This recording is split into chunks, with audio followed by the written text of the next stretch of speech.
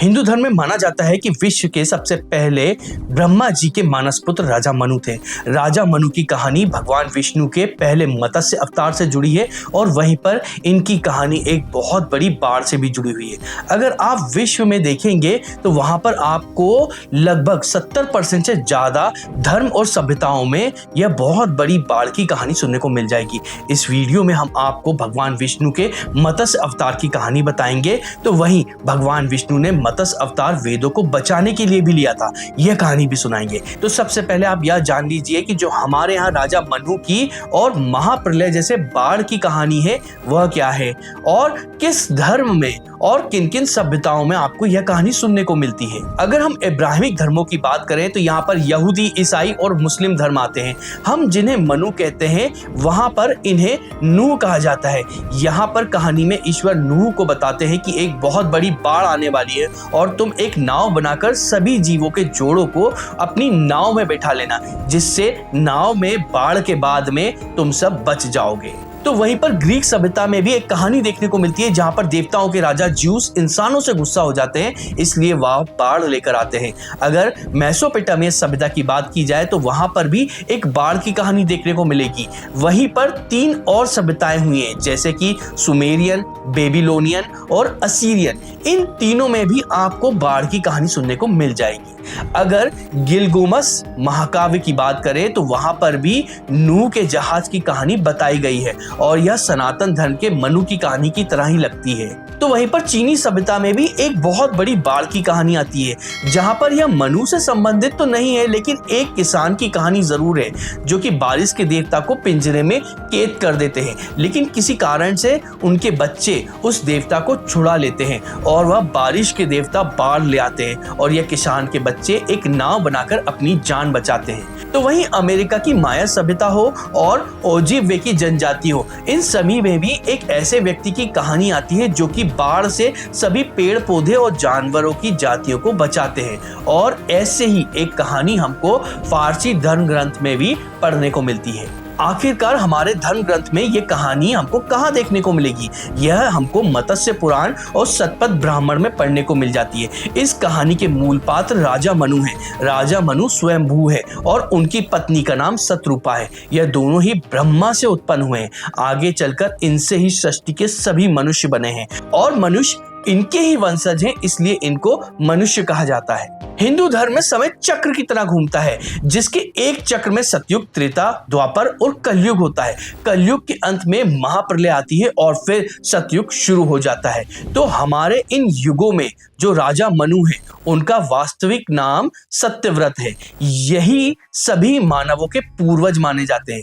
अब हम आपको राजा मनु और मत्स्य अवतार की कहानी बताएंगे। वीडियो में आगे बढ़ने से पहले हम आपको बता दें कि अब YouTube का एल्गोरिदम इस तरह से काम करता है कि अगर आप इस वीडियो को लाइक करेंगे और कमेंट करेंगे तो ही यह वीडियो और लोगों तक पहुंचाएगा। अगर आप चाहते हैं कि YouTube हमारे धर्म ग्रंथ की इन बातों को और लोगों तक पहुंचाए, इसका प्रचार प्रसार हो, तो इस वीडियो को आप लाइक करें और कमेंट जरूर करें। तो हम वीडियो में आगे बढ़ते हैं। पिछला युग समाप्त होने को था और सतयुग शुरू होने को था। हिंदू पुराणों के अनुसार इस संसार में 4 युग, सतयुग, त्रेता, द्वापर और कलयुग होते हैं। इन सभी युगों को मिलाकर एक प्रॉपर युग बनता है। यह भगवान ब्रह्मा का एक दिन माना जाता है। जब ब्रह्मा सो जाते हैं तो इस युग का अंत हो जाता है। ऐसे समय में जब ब्रह्मा जी सो रहे थे तो उनके नाक से एक हैग्रीव नाम के राक्षस की उत्पत्ति होती है। वह राक्षस ब्रह्मा जी को सोता देखकर वेदों के ज्ञान को चुरा लेता है और एक समुद्र में जाकर छुप जाता है। इसके बाद क्या होता है वह कहानी में हम आपको आगे बताएंगे। उससे पहले आप मनु की कहानी को सुनिए। राजा मनु भगवान विष्णु के बहुत बड़े भक्त थे और वह उनको देखना चाहते थे। इसके लिए वह गहरी तपस्या में लीन थे। जब मनु सुबह के समय सूर्य को अर्घ दे रहे थे, इसके लिए वह हाथ में पानी भरते हैं तो वह देखते हैं कि उनके हाथ में एक छोटी सी मछली है। वह मछली राजा मनु से कहती है कि मुझे आप इस जल में ना फेंकें, नहीं तो बड़ी मछलियां मुझे खा जाएंगी। राजा मनु को उस मछली पर दया आ जाती है और वह उस मछली को अपने कमंडल में रख लेते हैं। जब वह घर पर पहुंचते हैं तो देखते हैं कि वह मछली का आकार बढ़ गया है, अब वह कमंडल में नहीं समा रही है। ऐसे में वह उनको दूसरे बड़े पात्र में डाल देते हैं, परंतु थोड़े ही समय में वह मछली इतनी बड़ी हो जाती है कि वह उस पात्र में भी नहीं समाती है। यह देखकर मनु को बड़ा आश्चर्य होता है और उसको ले जाकर वह एक तालाब में डाल देते हैं। कुछ ही क्षण में वह मछली उस तालाब के बराबर हो जाती है, जिससे मनु को और ज्यादा आश्चर्य होता है। अब मनु उस मछली को निकालकर नदी में डाल देते हैं और यह मछली इस बार नदी के बराबर रूप ले लेती है। अंत में मनु उस मछली को निकालकर समुद्र में डाल देते हैं और यह मछली पूरे समुद्र को ढक लेती है। तब मनु समझ जाते हैं कि यह भगवान विष्णु हैं। वह उनसे प्रार्थना करते हैं कि आप मुझे आपकी इन लीलाओं का कारण बताएं। तब भगवान विष्णु प्रकट होते हैं और राजा मनु से कहते हैं कि मैं तुम्हारी तपस्या से बहुत प्रसन्न हुआ हूं, इसलिए मैं तुम्हें दर्शन देने के लिए आया हूं। लेकिन मनु, इस बात का ध्यान रखना कि युग समाप्त हो रहा है। 7 दिन बाद एक प्रलय आने वाला है, जिससे यह धरती पूरी तरह से जलमग्न हो जाएगी और उसके बाद एक नए युग की शुरुआत होगी। परंतु तुम्हें एक नाव बनानी है। उस नाव पर तुम सभी जीवों के जोड़ों को और बीजों को रख लोगे और साथ में तुम्हें सप्त ऋषियों को भी अपनी नाव में रखना होगा और वासुकी नाग को भी अपनी नाव में रखना ना भूले। राजा मनु भगवान विष्णु के इस आदेश को सुनने के बाद में नाव बनाने में लग जाते हैं। तो वहीं दूसरी तरफ भगवान विष्णु को इस संसार को चलाने की जिम्मेदारी मिली है। इसके लिए वेदों का होना बहुत महत्वपूर्ण है, लेकिन वेद तो हैग्रीव राक्षस ने समुद्र में छुपा लिए थे। तो ऐसे में मत्स्य अवतार के रूप में भगवान विष्णु हैग्रीव के सामने पहुंचते हैं। उन दोनों के बीच में युद्ध होता है, जिसमें हैग्रीव राक्षस मारा जाता है और भगवान विष्णु वेदों को लेकर पुनः ब्रह्मा जी के पास में आ जाते हैं। तो वहीं दूसरी तरफ राजा मनु ने एक बड़ी सी नौका बना ली थी, जिसमें उसने धरती के सभी जीवों के जोड़ों को, पेड़ पौधे वनस्पति के बीजों को रख लिया था। साथ में सप्त ऋषि को भी उसने रख लिया था। उनके साथ में वासुकी नाग को भी रखा था। 7 दिन बाद महाप्रलय आती है। जैसे ही बाढ़ का पानी बढ़ जाता है, नाव ऊपर की ओर बढ़ जाती है और फिर इस बाढ़ में बड़ी बड़ी लहरें आने लगती हैं, जिससे नौका बहुत ज्यादा डोलने लगती है। तब मनु और सप्त ऋषि भगवान विष्णु से प्रार्थना करते हैं कि आप हमें बचाएं। ऐसे में मत्स्य अवतार उस नौका के पास में पहुंचते हैं और वहां पर वह कहते हैं कि आप वासुकी नाग को रस्सी की तरह उपयोग करके मेरे सींग से बांध दे।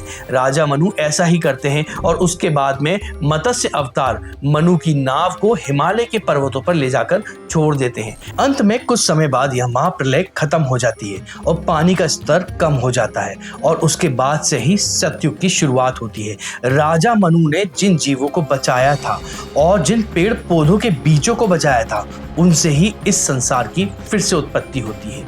अगर आप साइंस के स्टूडेंट हैं तो आपको साइंस की कुछ ऐसी थ्योरी हैं जो कि यहाँ पर कहानी में सिमिलर देखने को मिलेंगी। जैसे कि बिग बैंग से पूरा ब्रह्मांड शुरू होता है और फिर बिग क्रंच से यह पूरा ब्रह्मांड खत्म हो जाता है। उसी तरह से हमारे धर्म ग्रंथ में यहाँ पर पूरे संसार की रचना बताई गई है और उसका विनाश बताया गया है। साइंस का ऐसा मानना है कि यह ब्रह्मांड अगर खत्म भी हो जाता है तो इंफॉर्मेशन कभी खत्म नहीं होती, वह हमेशा बनी रहती है। अगर आप इस कहानी को देखेंगे तो यहाँ पर वेद हमेशा से ही बने हुए हैं। यह वेद ब्रह्मा जी के पास में है, जो कि एक युग से दूसरे युग में हस्तांतरित होते हैं। बीच के एक समय में यह समुद्र में जरूर चले जाते हैं। आप मान सकते हैं कि यह इंफॉर्मेशन जब बिग क्रंच होता है तो सिंगुलरिटी में आ जाती है और इस संसार के बनने के साथ ही वह फिर से आगे बढ़ जाती है। तो वही राजा मनु एक नाव बनाते हैं जिसमें वह सभी जीवों को संरक्षित रखते हैं। अगर आप ब्रह्मांड की उत्पत्ति को देखेंगे तो वहां पर हाइड्रोजन होता है, लेकिन वह डेंस होता चला जाता है जिससे स्टार बनते हैं और उसके बाद में वह स्टार पे सुपरनोवा होता है। यह सुपरनोवा को आप उस नाव की तरह ही मान सकते हैं। यह सुपरनोवा जैसे विस्फोट में बहुत सारे हैवी मटेरियल बनते हैं और उससे ही आप और हम बने हैं। अगर हम वासुकी नाग की बात करें तो आप देखेंगे कि वो जीन्स की तरह कुंडली मारकर बैठे हुए हैं। वैसे ही हमारे डीएनए का स्ट्रक्चर भी होता है, बिल्कुल वासुकी की तरह। मैंने आपको जो विज्ञान की जो सिमिलरिटी अपनी इस कहानी से बताई है वह अंतिम प्रमाण नहीं है, लेकिन हमारा ऐसा मानना है कि विज्ञान में जब आगे खोज होगी तो ब्रह्मांड के कई सारे रहस्य हैं जो कि हमको हमारे धर्म ग्रंथ में मिल जाएंगे। अगर आपको हमारा यह वीडियो पसंद आया तो इस वीडियो को लाइक करें, अपने साथियों के के साथ में शेयर करें और हमें कमेंट कर बताएं कि आप आगे और किस विषय पर वीडियो चाहते हैं। साथ में हमारे चैनल को सब्सक्राइब जरूर करें क्योंकि इससे हमें धर्म प्रचार में प्रोत्साहन मिलता है।